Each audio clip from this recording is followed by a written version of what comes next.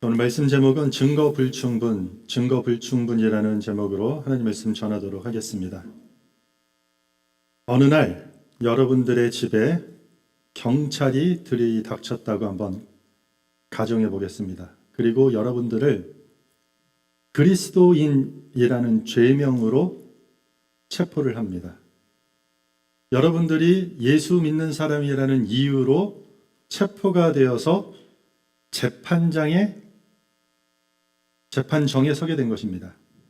그런데 판사가 여러분들의 지난 몇 개월간의 삶을 샅샅이 조사하고 마침내 여러분에게 이런 판결을 합니다. 피고인은 그리스도인이라는 사실을 입증할 만한 어떠한 삶의 증거도 발견되지 않았습니다. 따라서 증거 불충분으로 무죄를 선고합니다. 땅땅땅. 만약에 여러분들 이런 판결을 받는다라면 이것은 축복입니까? 저주입니까? 다행입니까? 하나님 나라 관점에서 이 판결은 당신은 가짜라는 가짜 크리스찬이라는 사형 선고와도 같은 것입니다. 겉으로는 양의 옷을 입고 우리가 교회에 앉아 있지만 정작 우리 삶의 현장인 가정과 직장과 학교와 우리 어떤 이웃 관계에서는 내가 그리스도인이라는 사실을 증명할 열매가 단 하나도 남아있지 않는다면 과연 우리는 누구라고 정의할 수 있겠습니까? 우리는 지난주 말씀을 통해서 이 멸망의 문을, 넓은 그 멸망의 문을 버리고 생명의 좁은 문을 선택해야 함을 우리는 깨달았습니다. 그것은 방향을 정하는 문제입니다. 방향을 정하는 문제입니다. 내가 어디로 가고 있는가? 내가 어느 길을 지나고 있는가의 문제였습니다. 그렇다면 산상수훈 결론에 던지는 두 번째 질문은 이것입니다. 내가 정말 좁은 문으로 들어간 사람이라면 그 증거가 어디에 있는가? 내가 정말 예수 그리스도께 속한 사람이라면 내 삶에는 도대체 어떠한 열매가 맺히고 있는가? 오늘 본문이 우리에게 하고 있는 질문이 그것입니다. 무엇을 열매 맺고 있는가입니다. 여러분들은 무엇을 열매 맺고 있습니까? 예수님은 두 개의 나무와 두 열매 이야기를 꺼내시기 전에 경고의 말씀을 먼저 하십니다. 15절에 보면 거짓 선지자들을 삼가라. 양의 옷을 입고 너희에게 나오나 속에는 노략질하는 일이라. 왜 예수님은 열매의 비유를 말씀하시기 전에 갑자기 거짓 선지자를 조심하라고 하셨을까요? 좁은 문으로 들어간 척하는 사람들, 그런 거짓 선지자들이 있었기 때문입니다.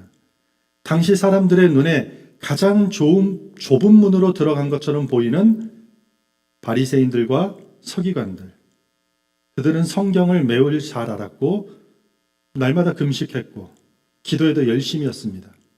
겉보기에는 누구보다도 경건한 양의 옷을 입었던 사람들입니다. 그런데 예수님은 그들을 시종일관 책망하셨습니다. 왜 그렇죠? 그들이 말씀은 알았지만 말씀대로 살지 않았기 때문입니다. 그들이 종교적 열심은 있었지만 정작 사랑과 긍휼이라는 것이 없었기 때문입니다. 주님의 눈에는 열매가 없는 나무였기 때문입니다. 그래서 예수님께서 제자들과 그리고 오늘 우리에게도 똑같은 경고를 하고 있는 것입니다. 겉모습으로만 인정받을 만한 종교적 모습을 갖고 있는 것.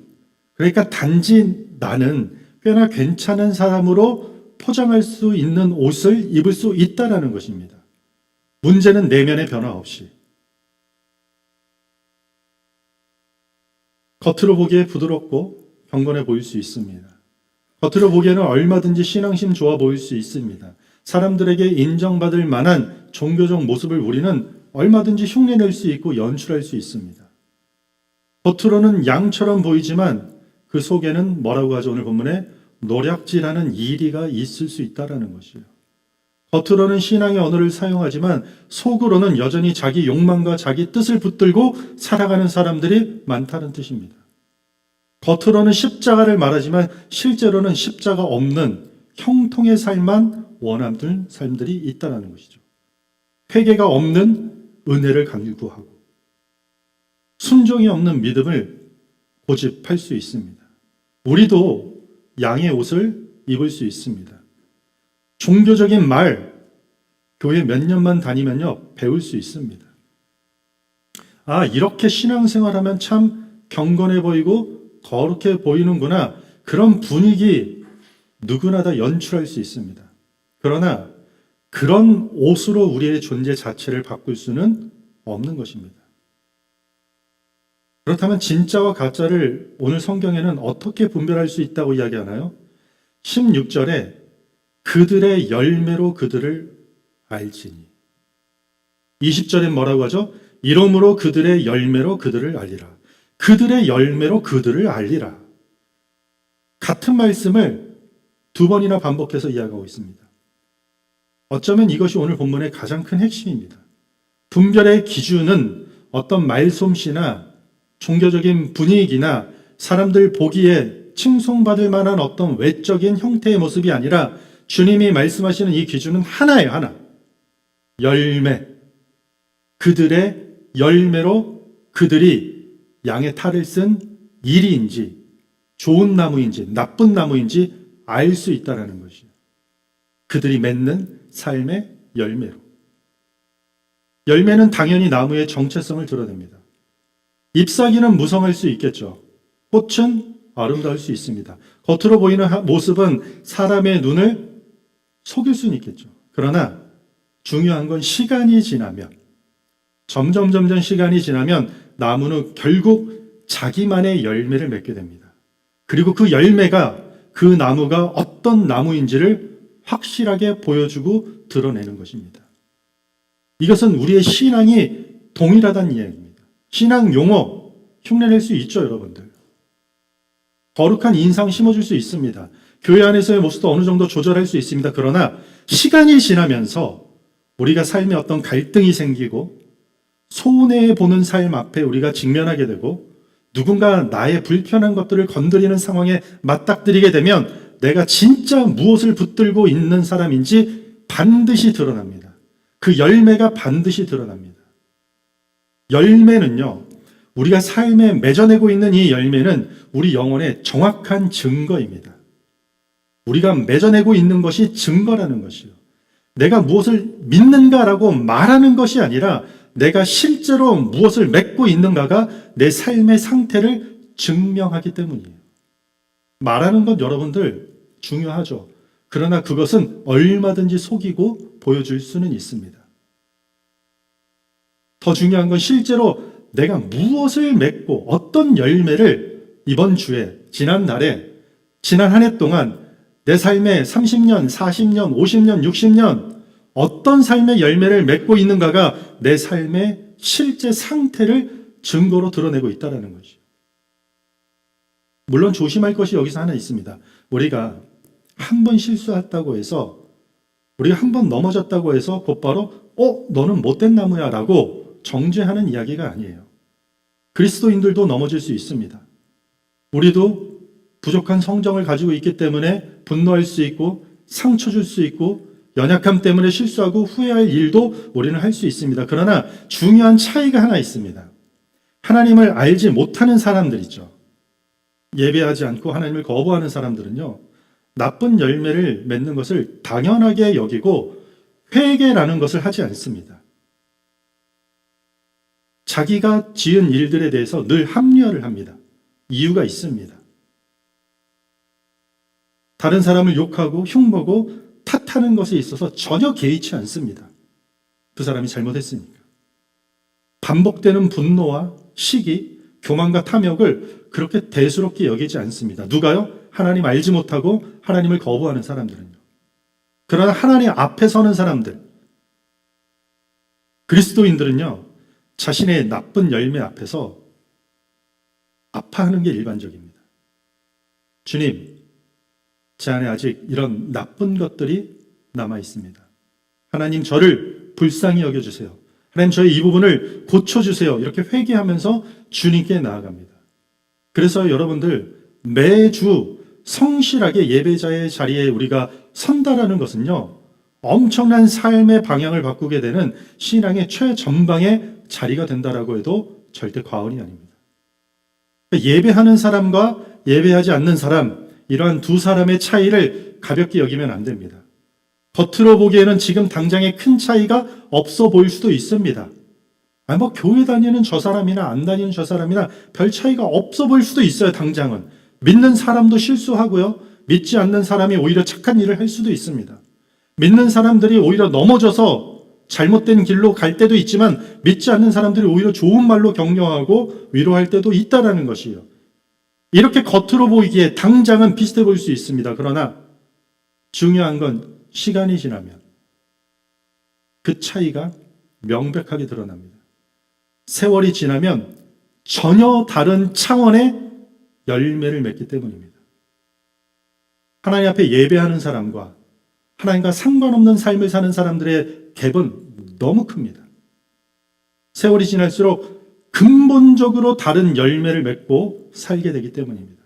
하나님께 온전히 예배하는 사람과 그렇지 않은 사람은 결국 다른 문을 지나게 되고 결국 다른 길을 걷게 될 것이고 전혀 다른 열매를 삶에 남기게 될 것입니다. 그러므로 오늘 본문의 말씀은 우리를 어떤 절망시키기 위한 말씀이 아닙니다.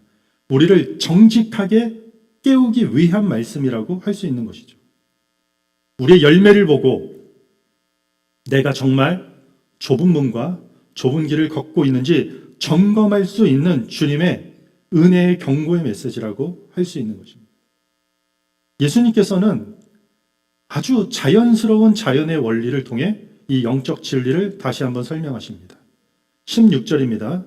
여러분들 한번 읽겠습니다. 시작.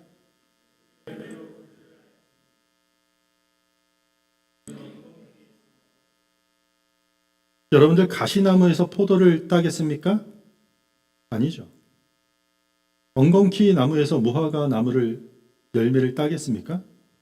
이 질문의 답은 너무 분명합니다. 그럴 수 없습니다. 가시나무에서 포도 딸 수 없고 엉겅퀴에서 무화과 딸 수 없다. 왜죠? 나무는 자기만의 열매를 맺기 때문입니다. 포도나무가 포도를 맺기 위해 여러분들 밤새 고생합니까? 행여나 내가 사과 열매를 맺을까 봐 걱정하고 염려하는 그 밤을 지새웁니까? 내일은 내가 꼭 포도 열매를 맺어야지. 더 열심히 노력해야지. 그렇게 해서 결심해서 포도나무가 포도를 맺습니까? 아닙니다. 포도나무이기 때문에 포도를 맺는 것입니다. 5살짜리 아이에게도 물어봐도 대답할 수 있는 너무 자명한 사실을 이야기하고 있는 것이죠. 반대로 가시나무가 포도를 맺지 못하는 이유는 노력이 부족해서입니까? 아니죠. 가시나무이기 때문에 가시를 맺는 것입니다. 이어서 17절에 이렇게 말합니다. 이와 같이 좋은 나무마다 아름다운 열매를 맺고 못된 나무가 나쁜 열매를 맺는다. 좋은 나무가 아름다운 열매를 맺고 나쁜 나무가 나쁜 열매를 맺는다라는 것이요. 예수님은 지금 나쁜 나무가 좋은 나무를 맺을 수 있는 확률이 적다? 많다? 나쁜 나무가 나쁜 열매를 맺을 수 있는 확률이 높다? 이런 말을 하는 것이 아니라 그럴 수 없다라는 뜻이에요. 이 무슨 말입니까?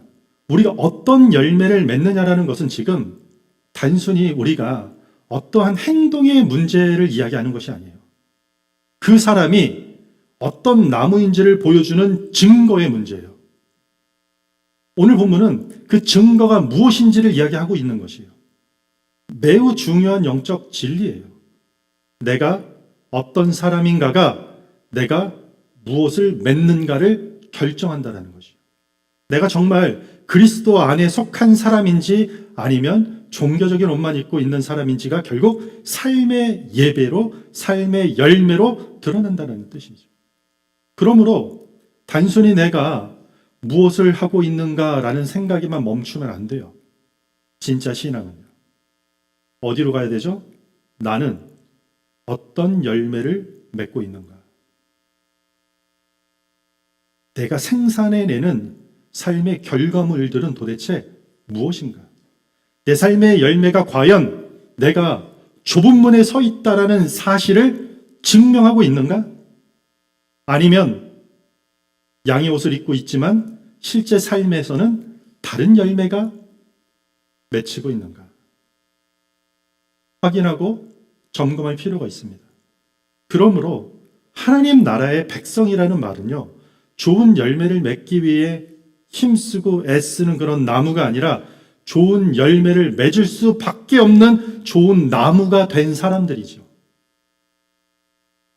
좋은 열매 맺으세요가 아니에요. 좋은 열매를 맺을 수밖에 없는 좋은 나무가 돼야 되는 것이죠.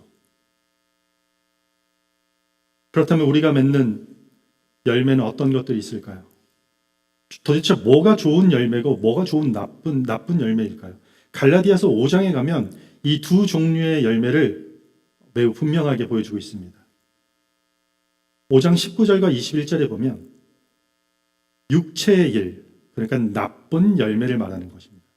육체의 일은 분명하니 곧 음행과 더러운 것과 호색과 우상 숭배와 주술과 원수 맺는 것과 분쟁과 시기와 분냄과 당 짓는 것과 분열함과 이단과 투기와 술 취함과 방탕함과 또 그와 같은 것들이라.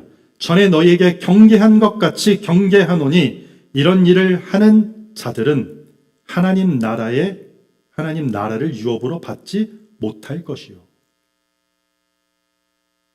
단지 사람들의 어떤 죄에 관한 목록을 이야기하는 것이 아닙니다.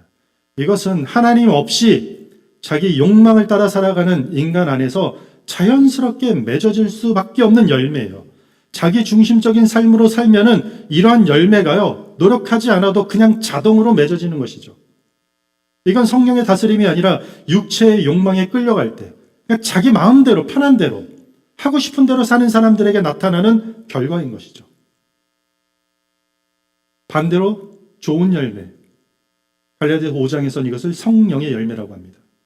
5장 22절 보면 오직 성령의 열매는 사랑과 희락과 화평과 오래 참음과 자비와 양성과 충성과 온유와 절제니 이 같은 것을 금지할 법이 없느니라.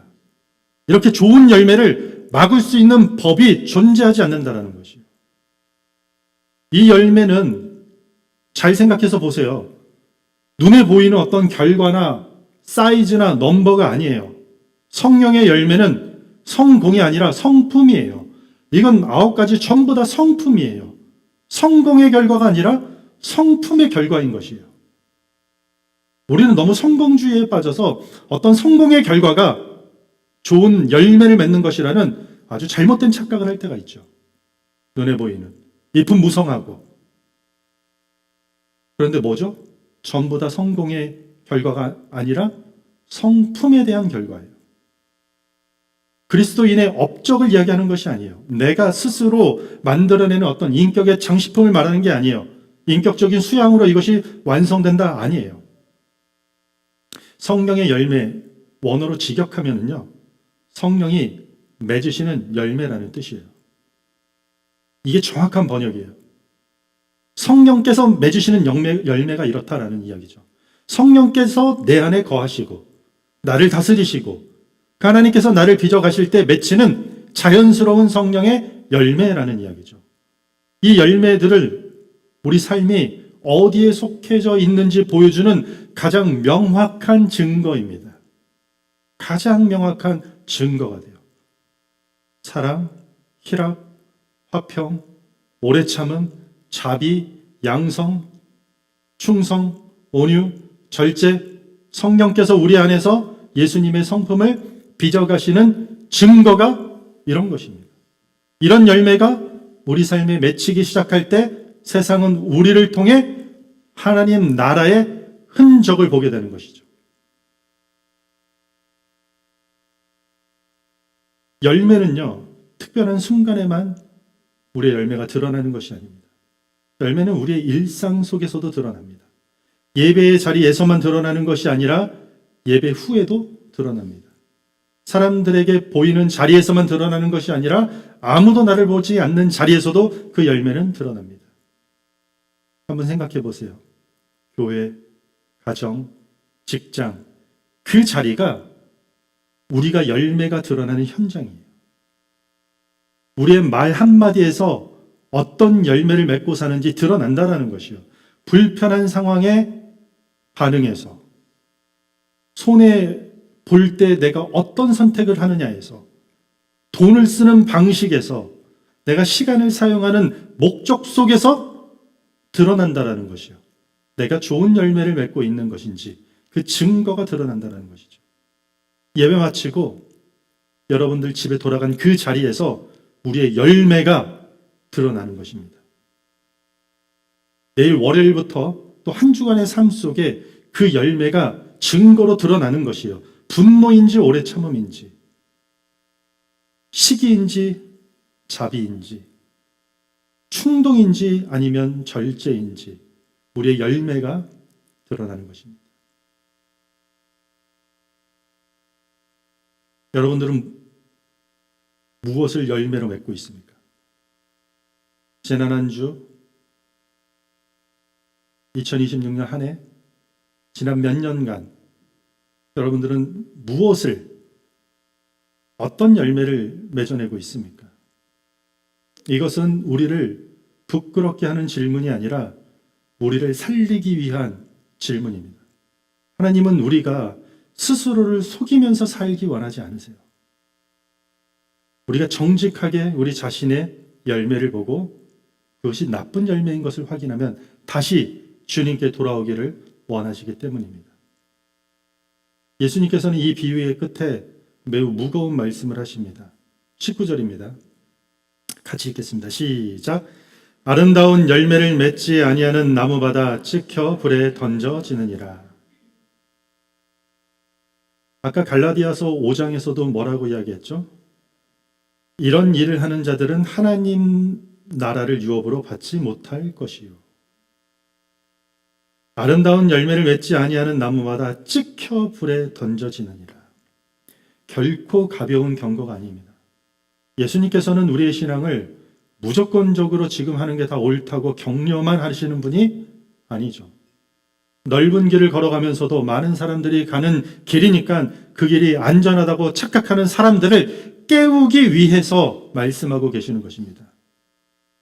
예수님께서 잎사귀만 무성하고 열매 없는 무화과 나무를 저주하신 적이 성경에 나옵니다.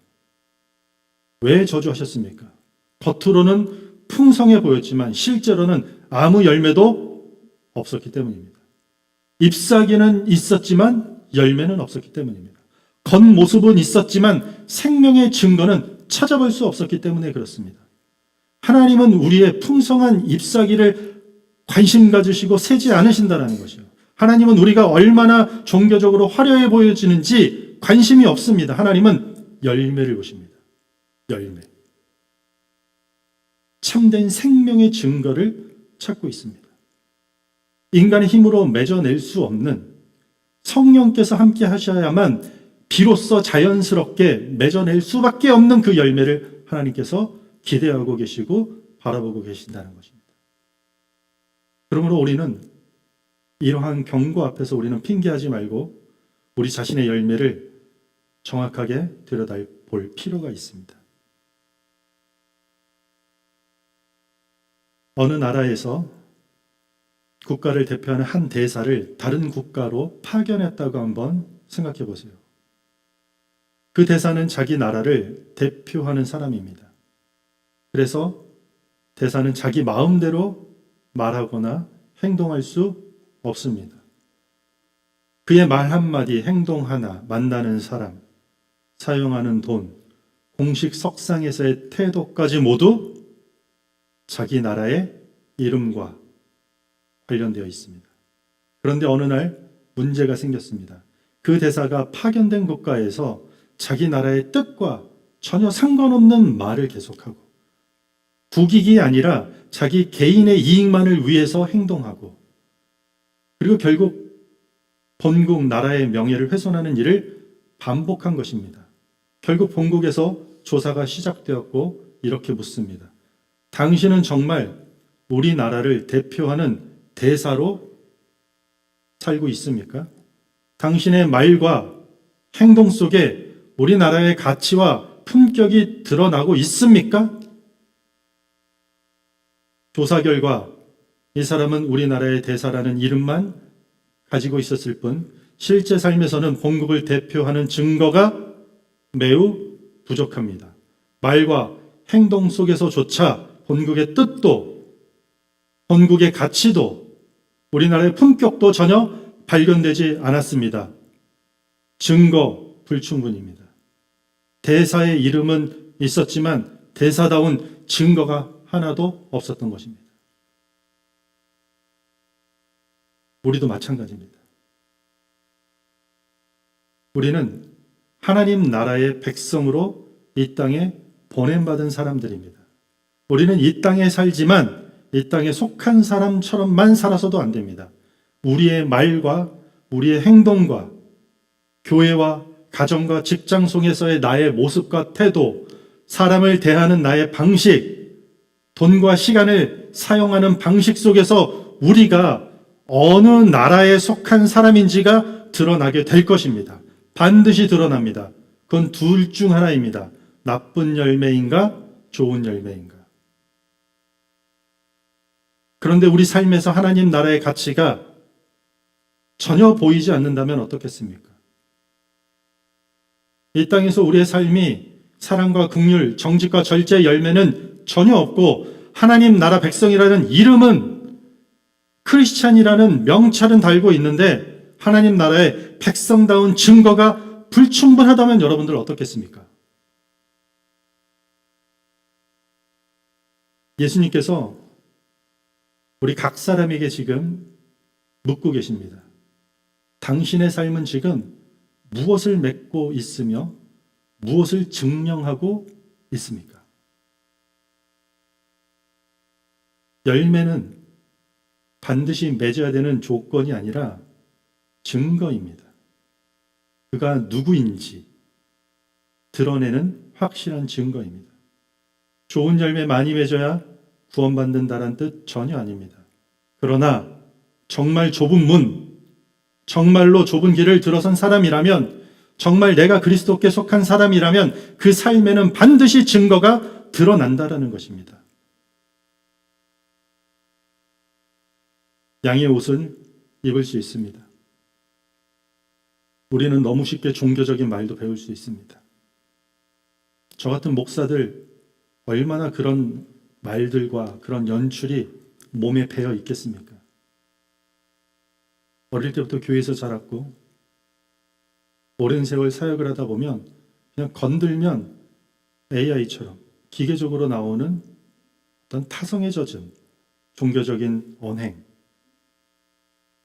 경건한 분위기를 연출하려는 모습들 충분히 우리는 할 수 있습니다.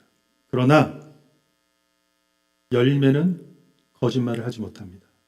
시간이 지나면 나무는, 시간이 지나면 우리는요 반드시 우리만의 각자의 열매를 맺습니다. 그리고 그 열매는 내가 어느 문을 지나서 어느 길을 걸어가고 있는지를 증거로 보여줄 것입니다. 훗날 개인의 시간은 다르겠지만 언젠간 우리 모두가 만나게 될 주님 앞에서 우리의 삶은 어떤 판결을 받겠습니까? 이 사람은 그리스도인이라는 증거가 충분하노라. 아니면 이 사람은 그리스도인이라고 주장하며 살았지만 그 사실을 입증할 만한 삶의 증거가 발견되지 않았으므로 증거 불충분입니다. 우리의 삶이 어떤 판결이 날 것 같습니까? 여러분, 좁은 문으로 들어선 사람에게는요, 방향이 바뀐 증거가 반드시 있어야 합니다. 반드시 맺히는 것입니다. 회개의 흔적이 있어야 합니다. 넘어져도 다시 주님 앞에 서려는 그 흔적이 있어야 되는 것이죠. 사랑하려고 하는 몸부림이 있어야 되는 것이죠. 온전히 순종하지 못해도 순종하려는 그 갈망이 우리에게 있어야 되겠죠. 대단한 헌신을 우리는 할 수는 없겠지만 헌신하려고 하는 수고가 증거로 드러나야 되는 것입니다. 혹시 이러한 열매, 이러한 증거가 불충분한 것 같습니까? 여러분들이 맺어낸 삶의 열매를 보고 외면하거나 변명하거나 하지 마십시오. 나는 원래 이런 사람이라고 합리화도 하지 마십시오. 이렇게 고백하면 됩니다. 주님, 제 삶에 그리스도인이라는 증거가 부족합니다. 제 안에 성령의 열매보다 육체의 일이 더 많이 드러났습니다. 이 정직한 고백의 은혜에서부터 우리는 시작하는 것입니다. 그렇게 기도할 때 달라질 것입니다. 그렇게 기도하고 그렇게 하나님께 붙들을 때 우리는 다른 열매를 맺을 수 있는 길로 들어서게 되는 것입니다. 하나님께서는 우리의 삶 속에서 하나님 나라 백성다운 열매가 맺혀지기를 원하십니다. 저와 여러분 우리 모두에게 하나님 나라의 백성만이 맺을 수밖에 없는, 하나님의 자녀들 가운데서만 드러날 수밖에 없는 그 열매를 기대하고 있습니다. 무성한 나뭇잎도 아니고 풍성해 보이는 어떤 대단한 화려한 양의 탈을 쓴 이리의 모습이 아닙니다. 성과도 아니고 성공도 아니고 성품입니다. 그리스도를 닮아가는 성품이 우리가 맺어야 될 진정한 열매라고 성경은 이야기하고 있습니다. 우리 삶의 증거 불충분의 삶이 아니라 좋은 열매를 맺을 수밖에 없는 하나님 나라의 삶을 날마다 살아내는 그 삶, 예수 그리스도께 속한 증거가 충분한 삶이 되기를 주님의 이름으로 축원합니다.